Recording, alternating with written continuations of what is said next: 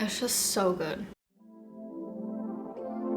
Hey guys, what's up? Welcome back to my channel. If you're new here, my name is Erica and today we're going to be filming the second video of the series where I bake two versions of one item. One version is a classic recipe using your generic ingredients and the other version is either gluten-free, dairy-free, or something using alternative ingredients.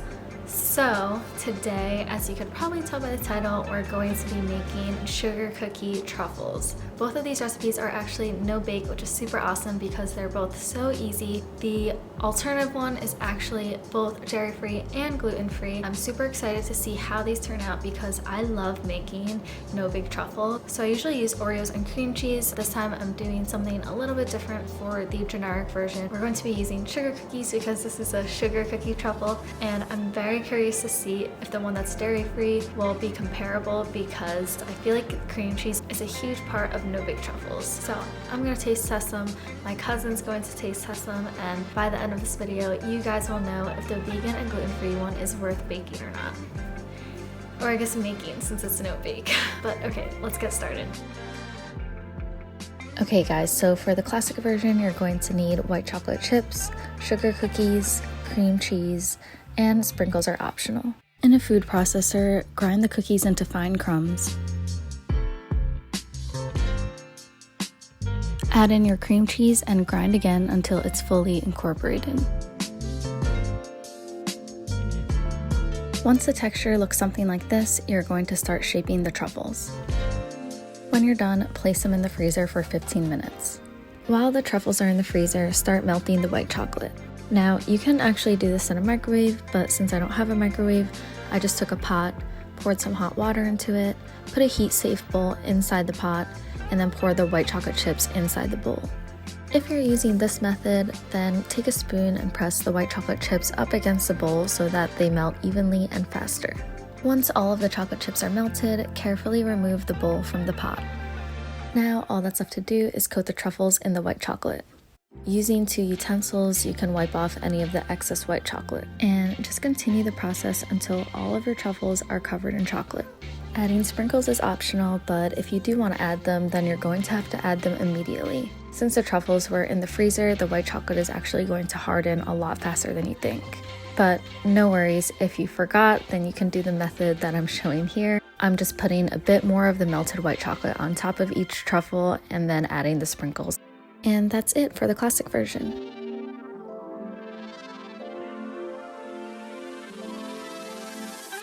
Okay, so now for the vegan and gluten-free version, we're going to need coconut oil, salt, maple syrup, almond flour, vanilla extract, vegan white chocolate chips, and again, sprinkles are optional. In a bowl, start by mixing the coconut oil with the maple syrup and vanilla extract. Once those ingredients are combined, fold in the almond flour and salt. Once the texture looks something like this, you're going to start shaping the truffles.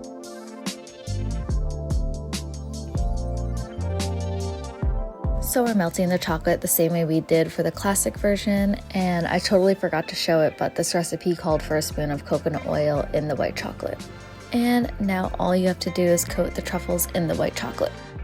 As you guys can tell, this white chocolate is super thin, so it was a little messy to work with. But like the last recipe, you could add sprinkles on these if you'd like, and then just toss them in the fridge until they harden.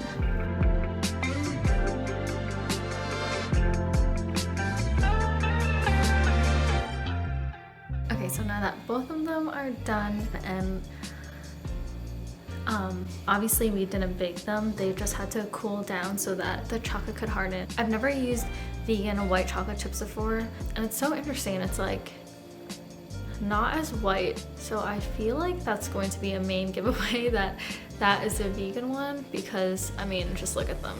This one is like super white chocolate, and then this one is just kind of brownish almost. But okay, let's try them and I'll tell you guys what I think. Which one should I try first? I'll try the regular one first. This is the first time I'm trying it with Pepperidge Farm cookies, and I've never had those cookies, so I don't know, let's see. I'm kind of nervous because they kind of look like a cookie that I wouldn't really like, to be honest. But that was the brand that the author of the recipe recommended, so let's see. It's so cute though. It's pretty good. I think it's even better if you use golden Oreos and add in more cream cheese. So what I like to do is actually use a whole like regular size container of golden Oreos and then mix it with an entire pack of 8-ounce cream cheese, and I feel like that combo is just amazing, and the truffles turn out like gourmet, which is crazy, but it's pretty good. I feel like they would be better if I just used a different type of cookie. I don't know if I'm really feeling the Pepperidge Farm cookie, to be honest, but like she said, it's better to bake your own cookies and then make it. So all right, let's try the vegan and gluten-free one.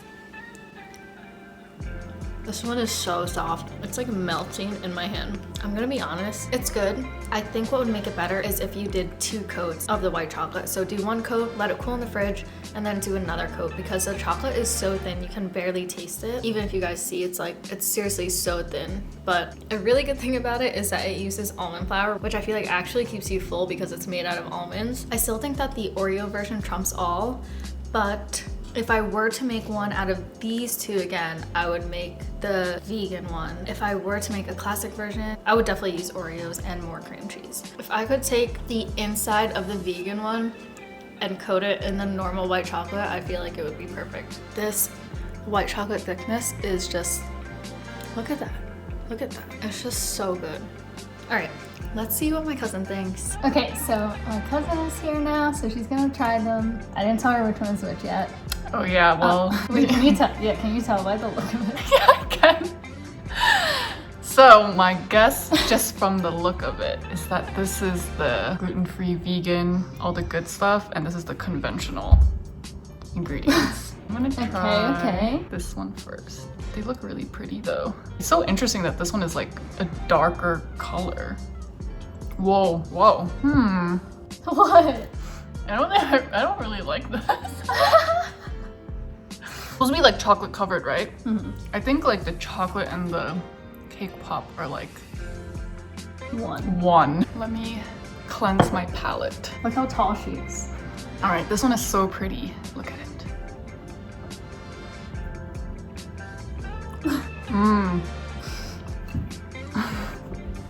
This one. This one's a winner. You like the inside? Mm-hmm.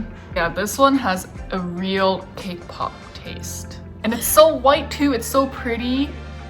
It's so pretty and white. And this one, it just looks like it's the same color. I feel like the chocolate is not so sweet in this one.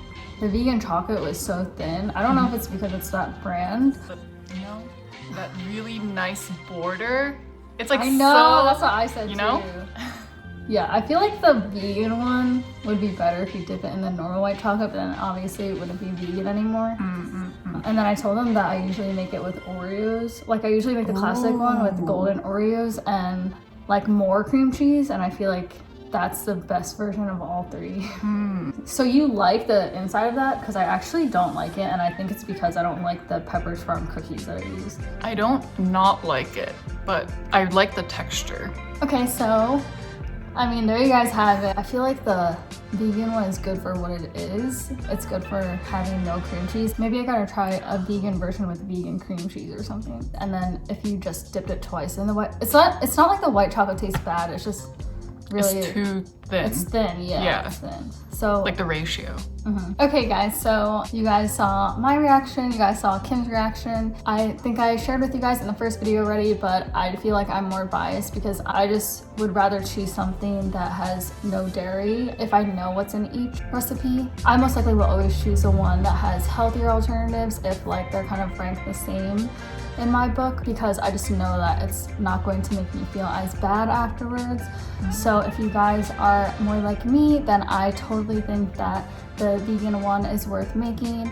But if you guys are more like Kim, if you guys just want dessert for what it is, then I would totally recommend the Oreo recipe that I mentioned before, and I will write it down below so that you guys can make it. It's super easy. But yeah, that was that. I hope you guys enjoyed this video. I hope it was helpful, and I'll see you guys next week.